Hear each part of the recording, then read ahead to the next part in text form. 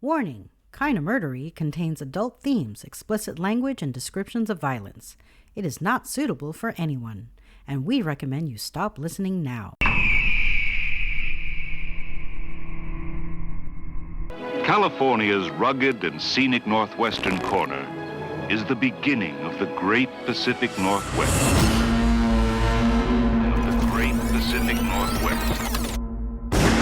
A region of untamed and primitive beauty.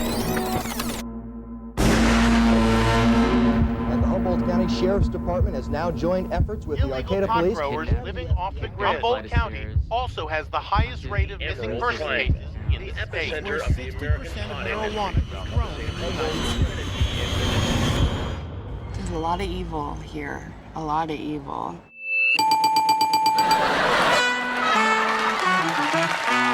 This is Kinda Murdery, and you're entering the Emerald Triangle.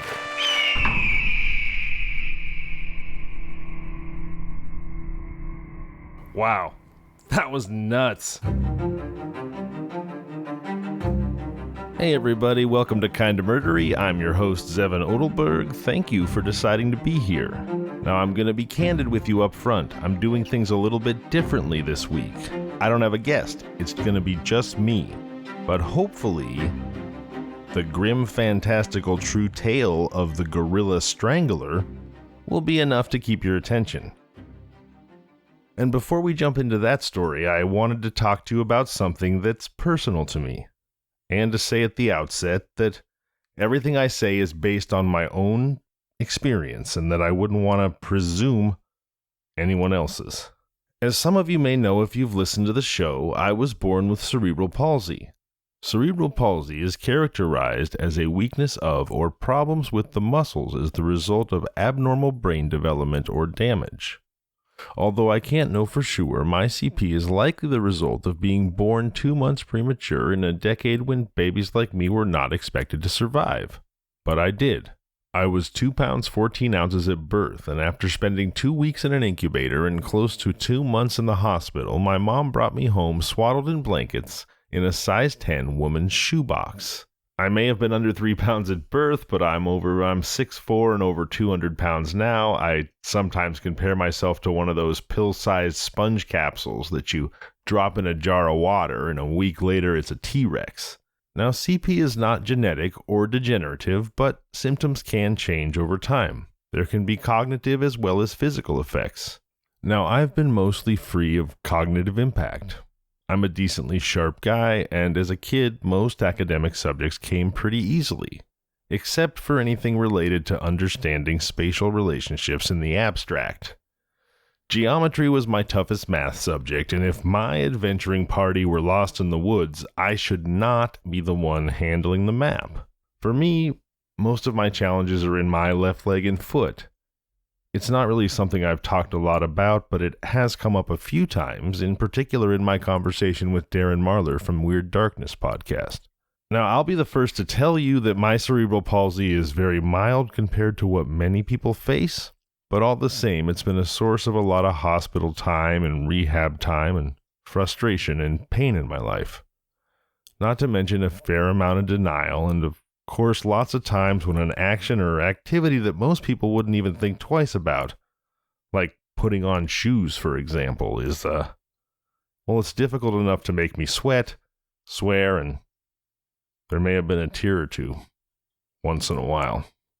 But besides my own experiences and challenges, I'm getting now to what I really wanted to share with you, which is, well, let me start like this. It's a blessing and a curse of the human brain to stop being aware of things it takes for granted. For example, that buzzing fluorescent light that's driving you crazy in the high school gym, well, unless you have ADHD, eventually your brain will filter it out. And you won't just stop noticing it. You'll actually stop hearing it. So, what's this a metaphor for? Well, for a lot of us living with a disability, most of the time we may not be thinking about the fact that we have a disability. So when something that an observation or our own mind tells us ought to be easy.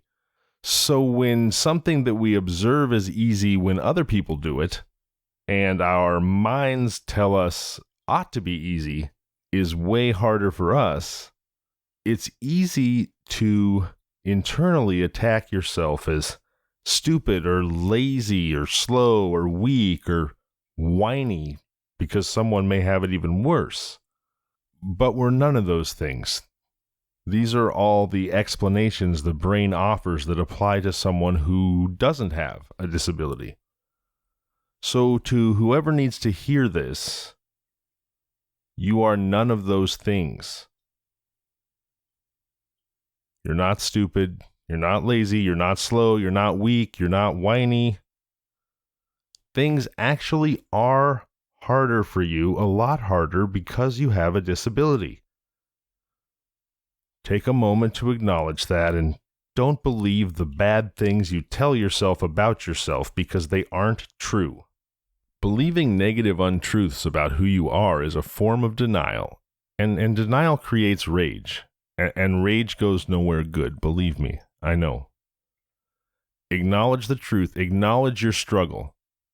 So to anyone listening who has a disability or a family member or a friend or a loved one with a disability, please, in whatever way feels right to you, give yourself or them the space to acknowledge that they're struggling and that their disability should not be a source of shame. It is the reason for those struggles. Don't go believing a bunch of toxic, self-inflicted lies about yourself. It'll make a big difference.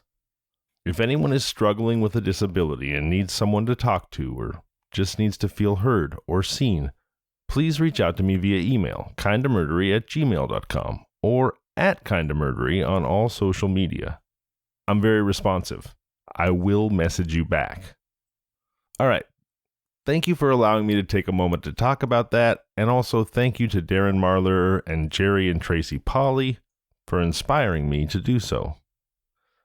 It's now time for a dreadfully true story of horror and violence that gripped the West Coast and the nation, in fact, North America, in a near-paralyzed terror between 1925 and 1928. But, as all stories do, especially murder stories, this one began long before the murders. This is the terrible tale of the 20th century's most prolific serial killer, a man who defined the label serial killer long before the label itself was invented. A murderer whose visceral and dastardly killings left a pile of corpses unrivaled by any serial killer in recorded history. It was not until the arrival of modern American horror household names like Ted Bundy and John Wayne Gacy that today's Grim Grendel would see his confirmed kill count surpassed. I'm speaking of a psychotic homicidal maniac known to history as the Dark Strangler, or even more evocatively, the Gorilla Strangler. Newspapers dubbed him the Gorilla Strangler because of his swarthy complexion, wide forehead, protruding lips, and massive hands. His name was Earl Nelson, and he would inspire a film by the inventor of modern horror cinema, Alfred Hitchcock. But more on that later. The first scene of our true crime gothic horror story takes place in the year 1923 in the most appropriate of settings, the Napa State Hospital, known in 1923 as the Napa State Asylum for the Criminally Insane. From the moment it opened its doors in 1875 until it was dynamited in 1949, inmates escaping from the Napa Asylum was an ongoing chronic problem. Or perhaps an entertaining diversion depending on your moral compass and your feeling about real-life Batman supervillains. This is not the first appearance on Kinda Murdery for the Napa State Hospital. I know it features prominently in the Horrible Truth About Hans, but I'm fairly certain that if you peruse Kinda Murdery's back catalog, you'll discover that escaping from both the Napa and the Mendocino Asylum is an ongoing trope in our show. Where tonight's story begins in 1923, the asylum sat on 200 acres. And the asylum itself was a massive red brick Gothic castle that would seem more aptly described as the ancestral seat of Vlad the Impaler, more so than a home for the criminally insane. Although, given the impressive resume of Count Dracula both during his life and in the centuries following death, That may be a distinction without a difference. This selfsame hospital still operates today, although with a much smaller modern structure and much less land. The majority of the land has subsequently become 2 public parks. As for Dracula's Castle, a Kirkbride building, that's Kirkbride, Google Kirkbride if you're curious about the significance of the designation. I can only afford so many digressions. So yes, Dracula's Napa Fortress was dynamited in 1949 because it had been declared a fire trap and too dangerous to house bedridden patients. Well, that was part of it anyway, that along with the general push toward modernity and post-war American government. The dynamiting of the original Napa Asylum is a historical and architectural tragedy all its own. I'll post links to photos of Napa Asylum's Kirkbride building in the show notes and on social media. But suffice to say, it's a structure of truly gobsmacking proportions, vaguely reminiscent of a red brick Versailles with added conical turrets and all the spiritual charm of a crematorium.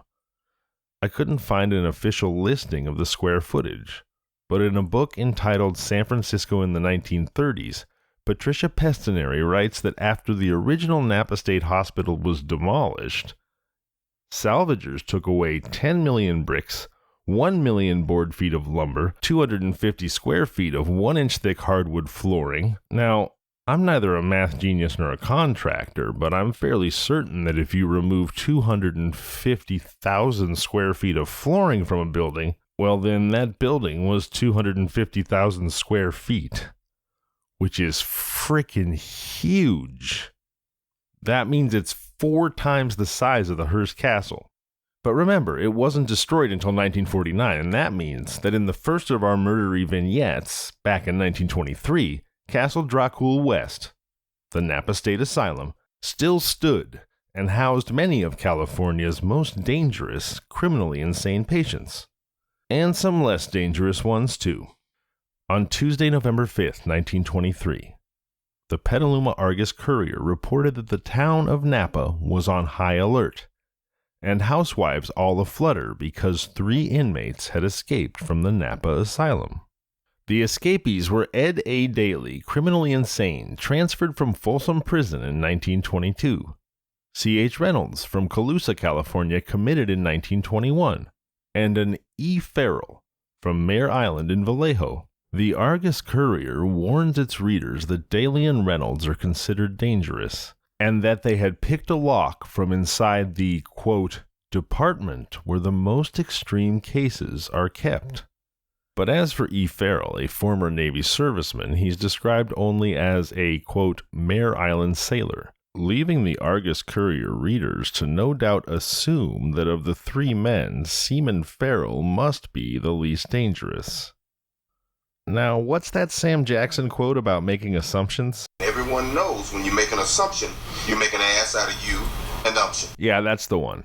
And this was certainly one of those assumptions. Because while Daly and Reynolds are lost to the sands of time, E. Farrell, a.k.a. Virgil Wilson, a.k.a. Adrian Harris, a.k.a. Mr. Woodcut, and who knows how many other names, would in fact become notoriously, hideously legendary. His name was Earl Nelson, and nearly 100 years after his first recorded kill, only 7 American serial killers have more confirmed victims than human monster Earl Nelson, the Gorilla Strangler, a man who so horribly fascinated North America that he inspired the 1943 Alfred Hitchcock film Shadow of a Doubt. In fact, only 5 Americans have a higher possible body count than Nelson, and 2 of those are pop culture monoliths, Ted Bundy and John Wayne Gacy, who have unfortunately become something akin to the Starbucks and Walmart of soulless murderers. All of this is a long-winded way of saying that Navy man E. Farrell was most assuredly not the least dangerous of the 3 escapees. Whoever was penning local news for the Petaluma Argus-Courier 100 years ago ought to be ashamed of themselves. But then perhaps the wolf in sailor's clothing had not yet removed his sheep's wool suit. Or perhaps he had. Until murderous men like Ted Bundy and John Wayne Gacy burst onto the scene, Earl Nelson was the most prolific known serial killer, not just in American history, but in history. He racked up a kill count in the middle 1920s that made London's infamous stabbing ghoul Jack the Ripper look like a hobbyist. Where the Ripper has 5 canonical victims, whose lives were brutally taken in the year 1888, making him the 19th century's most notorious killer. Early in the 20th century, Earl Nelson would rack up 22 confirmed kills, and likely many more, becoming the encyclopedia entry for serial killer, a designation that had not yet been invented and so didn't have an encyclopedia page, but that Nelson nevertheless defined to his bones. He was the most heinous and prolific serial killer of the 1900s, and he would remain unrivaled for more than half a century. And like the myriad monsters that would follow in his serial killing footsteps, Earl Nelson had a trademark murder method. He would find a house with a sign advertising room for rents and pose as a prospective tenant. Then, if he found that the landlord was a woman and was alone in the house, he would strangle her and sexually assault her dead body. If serial killing wasn't stomach-churning enough, Nelson added necrophilia to his profane pursuits. When he had finished outraging a poor landlady's corpse, he would shove it under her bed and then steal any jewelry he could find, along with fine clothing, pawning both to finance future homicide.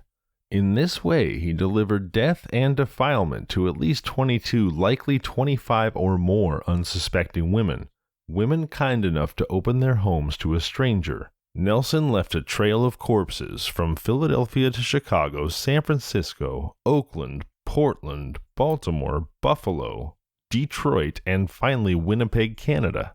If you're anything like me, you'd likely prefer to get as far as humanly possible away from the memory of Earl Nelson, filing it in a mental lockbox labeled "Do Not Open." Well, you have the freedom to do that if you wish, but as for me, I find that stories, regardless of their ugliness and sometimes because of it, stories have a terrible compulsion all their own, and the top line is not enough.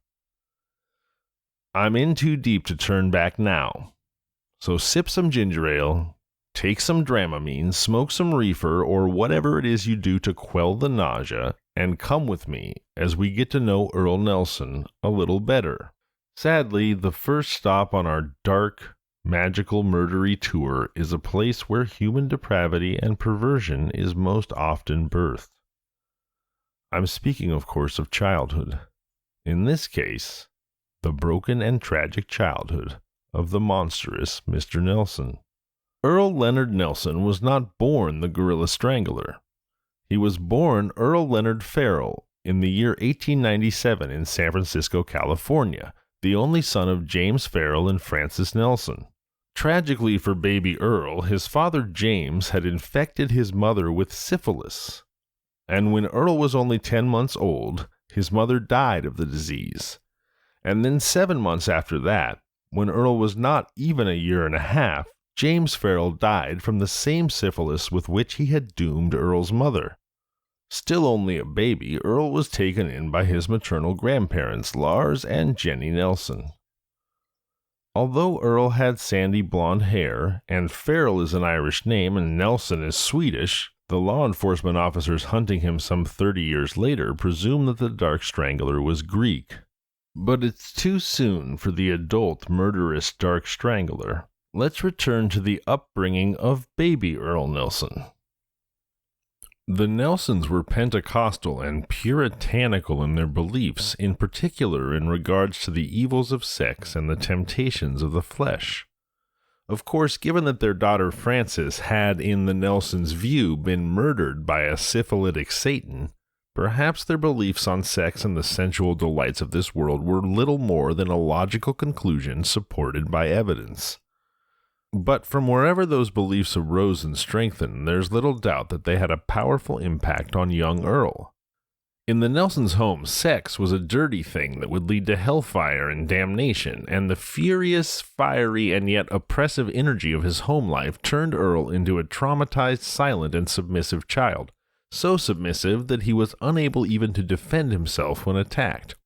There's no doubt that the Nelsons' extreme religiosity had a mighty impact on young Earl, who later in life would become obsessed with biblical prophecy, and in particular passages that encouraged or justified violence against unfaithful women.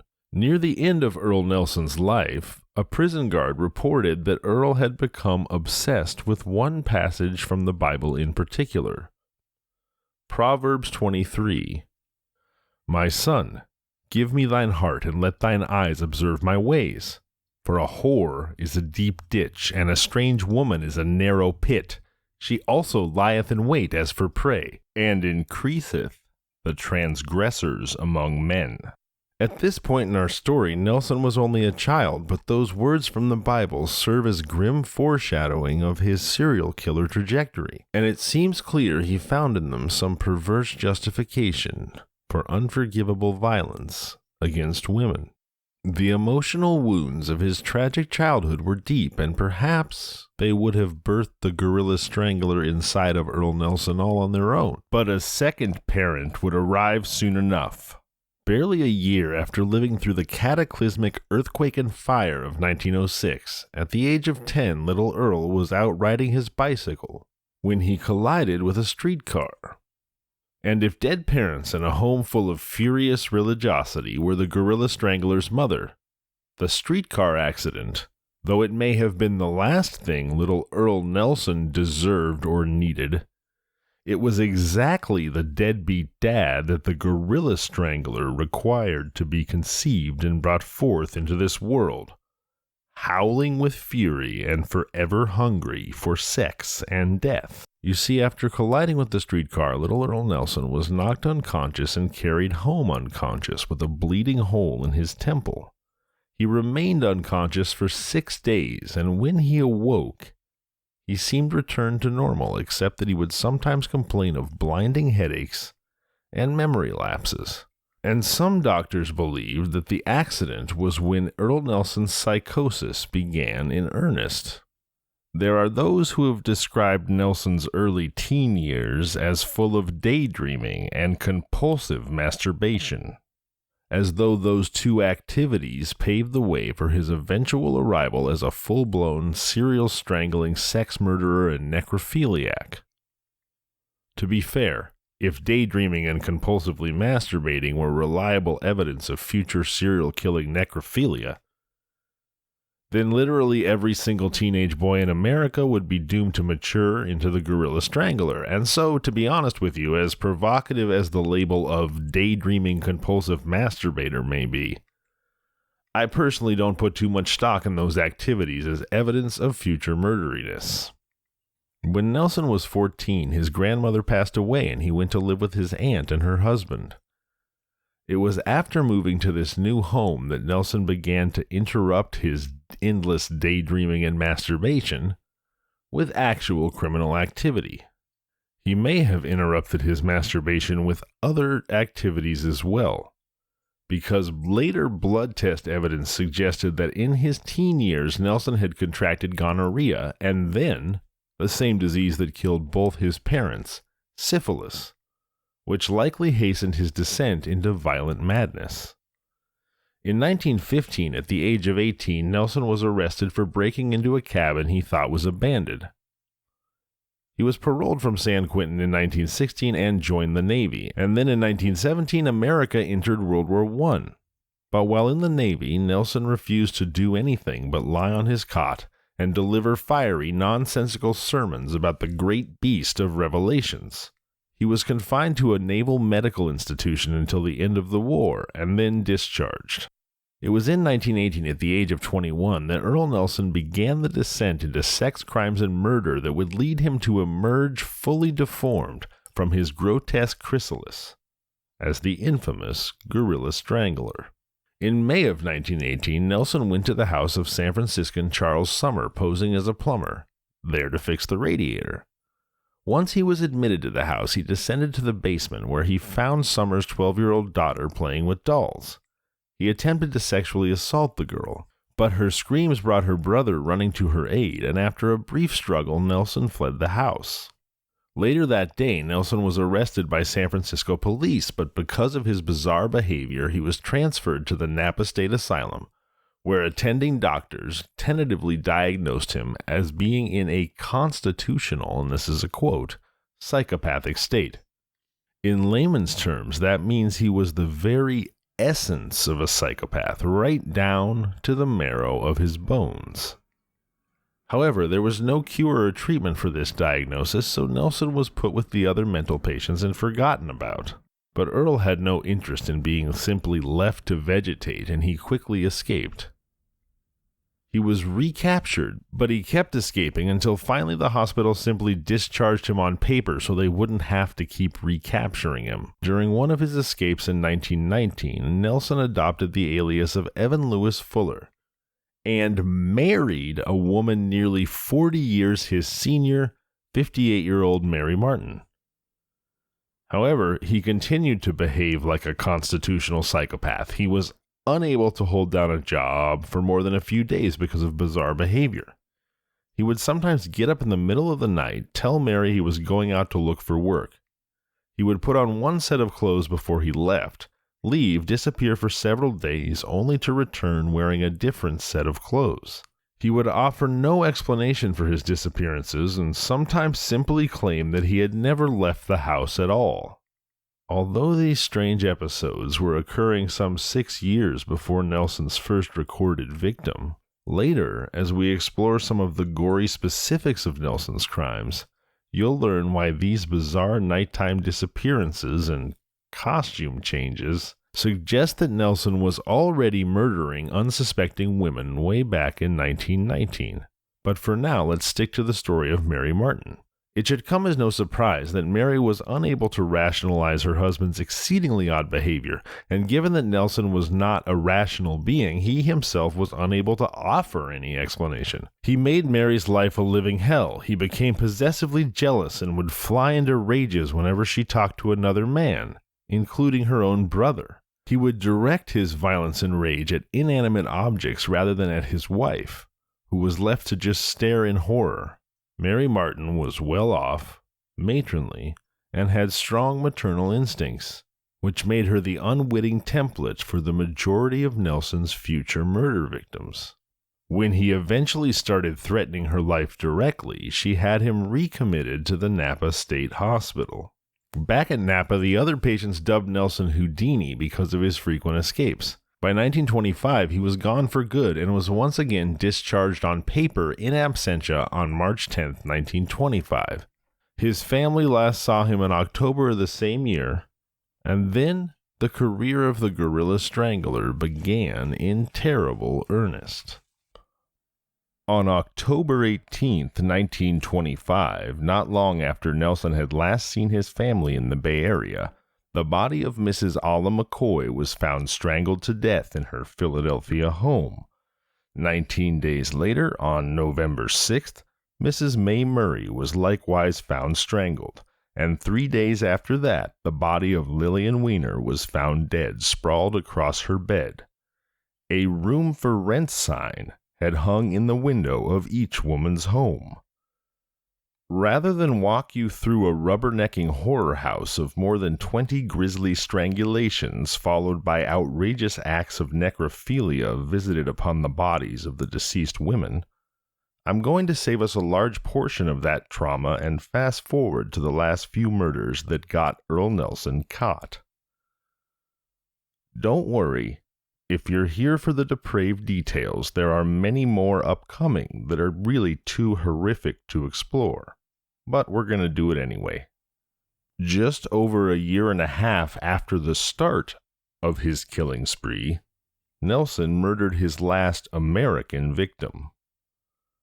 On June 2, 1927, the body of Mrs. Mary Sistema of Chicago was discovered by her husband, lying on the floor of their Chicago home.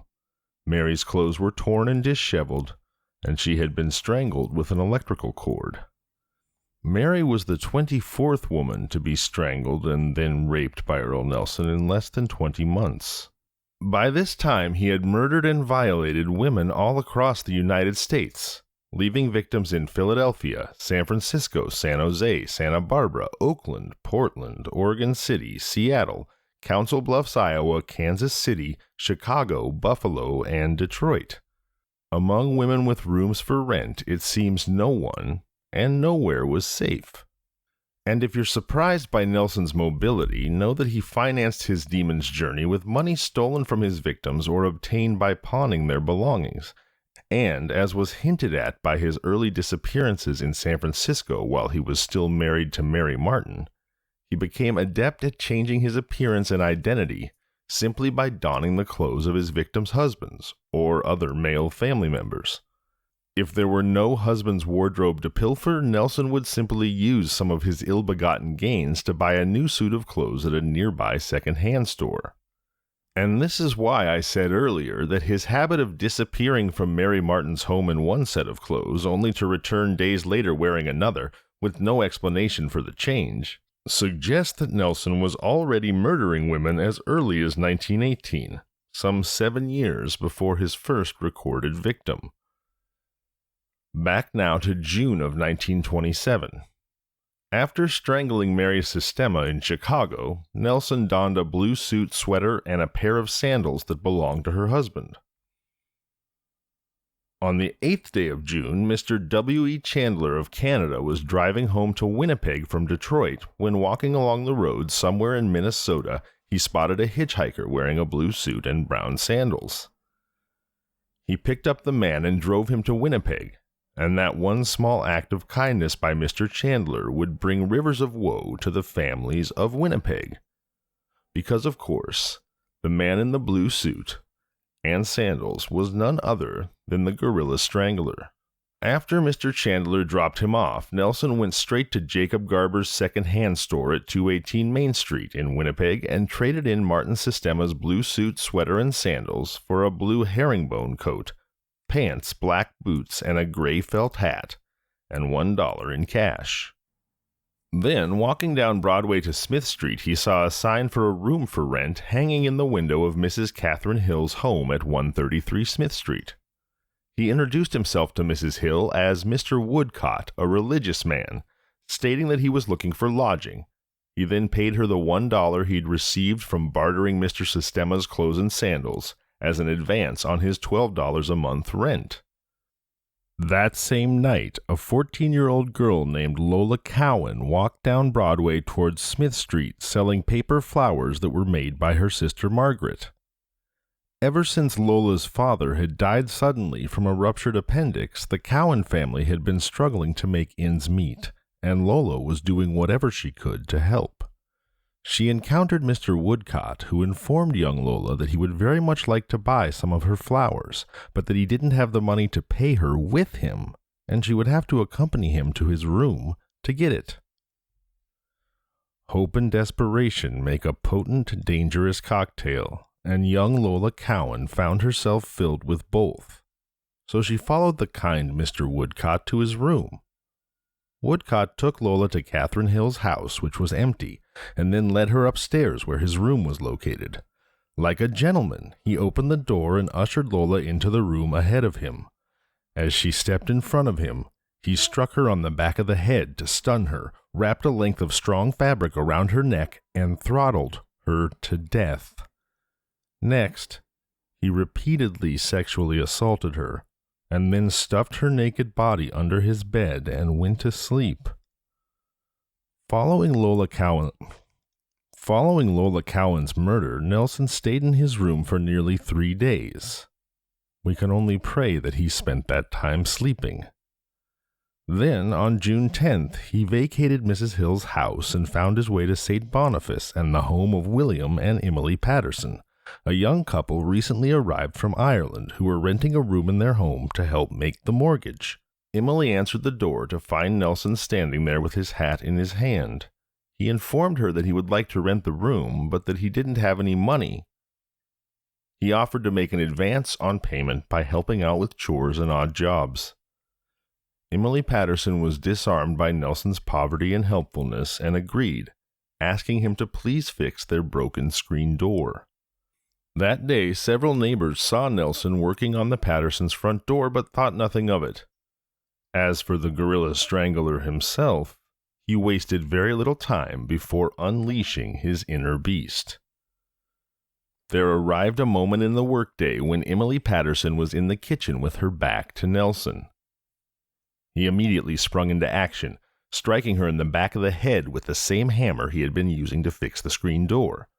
A furious life-or-death struggle ensued, and Emily Patterson managed to tear some of the hair from Nelson's head before his massive, murdery mitts had wrung the last breath from her lungs.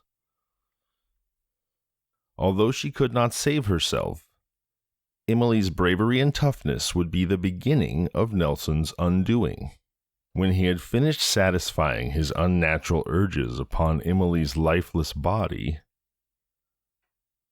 Earl Nelson shoved the body under the bed, as he was wont to do, along with his own clothes, then donned a poor-fitting whipcord suit that belonged to Emily's husband William, and made his way back onto the streets of Winnipeg. He went straight to Sam Waldman's second-hand store and traded the whipcord suit for one that fit better, and then he walked to Nicholas Tabor's Central Barber Shop to see about evening out the damage that Emily had wrought upon his hair. The barber noticed bloody scratches, cuts, and fingernail markings in Nelson's scalp left there by Mrs. Patterson. When he questioned his customer about the markings, Nelson became highly agitated and ordered Tabor not to touch them. Nelson left the barber shop and hitched a ride to Regina, Saskatchewan, where he rented a room from Mrs. Mary Rowe under the name of Harry Harcourt. By now, the murders of Lola Cowan and Emily Patterson had been reported in Winnipeg, and word was circulated throughout nearby towns and provinces. When Nelson awoke on the morning of June 13, 1927, to his dismay, he read a fairly accurate description of himself and the clothing he was wearing in Regina's morning paper. Alarmed, Nelson immediately vacated his room and went to the department store where he purchased a pair of blue overalls, a khaki shirt, and a cap. But the sharp-eyed department store clerk noticed the Winnipeg labels on Nelson's clothing, and, matching Nelson to the description of that morning's edition of the Regina paper, he called the police department. Luckily for Nelson, and unluckily for everyone else, he slipped out of the store while the clerk was making his call and hitchhiked a series of rides to Wacopa, where he stopped into a general store for a bite to eat. The owner, sensing that the Strangler was in his store, called the only officer on duty, Constable Gray, in Killarney, and reported Nelson's location. Gray was able to drive to Wacopa and take Nelson into custody without a struggle. He locked the Strangler in a jail cell and went to phone the Winnipeg Chief of Detectives, George Smith. While Constable Gray was making the phone call, Nelson searched his cell, and lo and behold, he found a rusty nail file under his cot. He used the nail file to pick the jail cell lock and ran to the rail yard where he hid in a grain elevator waiting to catch the southbound train. Constable Gray immediately reported Nelson's escape, and a special train of police detectives was dispatched from Winnipeg to aid in Nelson's apprehension. Winnipeg detectives discovered Nelson at the rail station before he could hop a southbound train. He was taken into custody and returned to Winnipeg, where he was met at the depot by a noisy crowd of over 4,000 angry Winnipeggers. Ultimately, the United States would choose not to attempt to extradite Earl Nelson for his 20 or more American murders, and instead preferred to have him tried in Canada. Perhaps they feared that in the United States he would be found insane and once again put into the Napa asylum that he had made at the very least a hobby, and more accurately a career, out of escaping. They may have been right. In Canada, on the other hand, they refused to question Nelson's sanity. He was captured on June 10, 1927, and his trial was scheduled for November 1st of that year. As he waited in jail, Nelson became obsessed with that same biblical passage from Proverbs that I read earlier. My son, give me thine heart, and let thine eyes observe my ways. For a whore is a deep ditch, and a strange woman is a narrow pit. She also lieth in wait as for prey, and increaseth the transgressors among men. In the context of his many horrific murders, mutilations, and bouts of wild necrophilia, Nelson's obsession with that particular passage is sickening, and reads like nothing so much as a depraved monster attempting to use the word of God to justify his own profound transgressions. As I mentioned, Earl Leonard Nelson's trial began on November 1st, 1927. Incredibly, and for what reason I can't imagine, Nelson's ex-wife Mary Martin actually made the long trip from San Francisco to Winnipeg to plead for Nelson's life. But she would be unsuccessful. Throughout his trial, Nelson vocally maintained his innocence, but rarely, if ever, has the world seen a less innocent man than Earl Leonard Nelson. Of course, not according to Nelson himself. He maintained his protestations of innocence right up until the black hood was fitted over his head. The last thing he said was, "I declare my innocence before God and man," Nelson said in a clear, strong voice. "I forgive those who have injured me, and I ask pardon of those I have injured. May God have mercy on my soul." Given his terrible career, I suppose it should come as no surprise that Earl Nelson, to the last moment of his life, continued to behave with almost unbelievable gall and lack of remorse. But on Friday, January 13th, that's right, Friday the 13th, after walking 13 steps to the gallows, Earl became the 13th person to hang at the Vaughan Street Jail. 3 sets of 13. I know not what that portends, but it certainly feels ominous. Earl Leonard Nelson was accused of killing 26 women in less than 20 months. The total could be higher. Some deaths were never linked to Nelson because of poor intercommunications between police departments. Others were never identified. And his actions while married to Mary Martin in 1918 suggest that he started killing far earlier than his first credited victim. He was the most prolific murderer the world had ever seen until the arrival of such monsters as John Wayne Gacy and Ted Bundy in the 1970s. And 15 years after his death in 1943, Nelson's horrendous pursuits would inspire the Alfred Hitchcock movie Shadow of a Doubt. Although in the case of the gorilla Strangler, I have no idea what doubt Hitchcock may be referring to. And now, because I'm all too aware, and I'm sure you are too, that pop culture and especially the true crime genre can easily stray too far into a Hollywood-like glorification of violent monsters who deserve no glory at all. Before I say goodbye, I'm going to read the names of each of Earl Nelson's suspected victims, and say again that Nelson's story suggests that the trail of bodies he left behind is even longer than we know. And there are likely women that Nelson murdered who will never be discovered and never receive the remembrance or the vengeance they deserve. Here is a list of Earl Nelson's suspected victims in chronological order.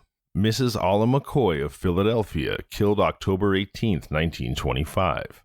Mrs. May Murray, also of Philadelphia, killed November 6, 1925. Mrs. Lillian Weiner, again a Philadelphian, killed on November 9, 1925.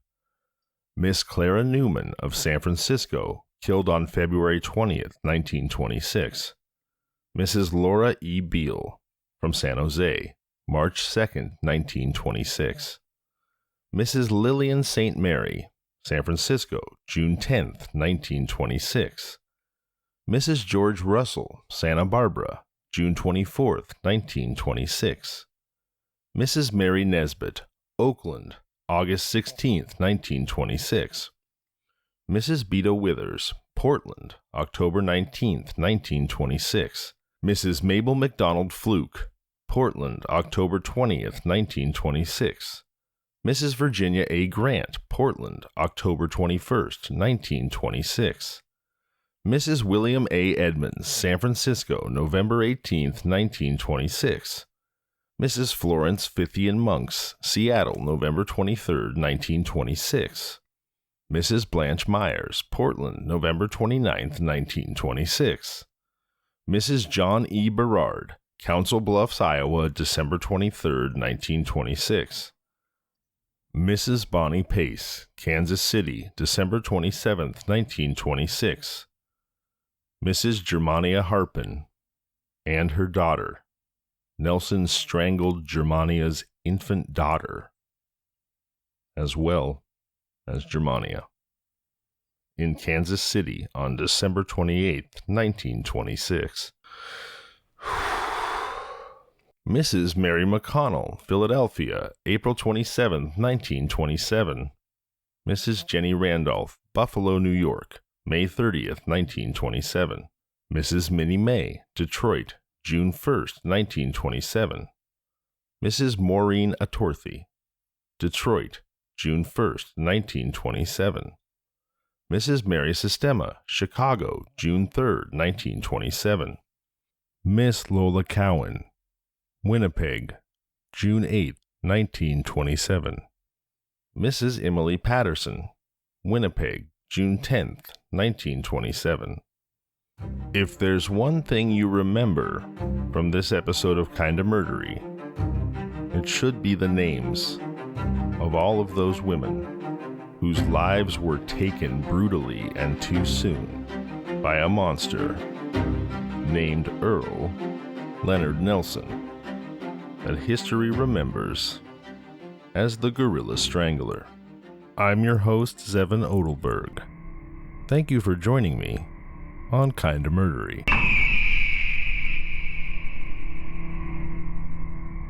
Kinda Murdery, The Emerald Triangle, is created, researched, edited, produced, and hosted by Zevin Odelberg, with opening theme by Niall Madden and art by the Gin of Lang. Available now on all podcasting platforms. If you like the show, please subscribe, review, and tell your friends. You can find us on social media at Kinda Murdery or email at kindamurdery@gmail.com.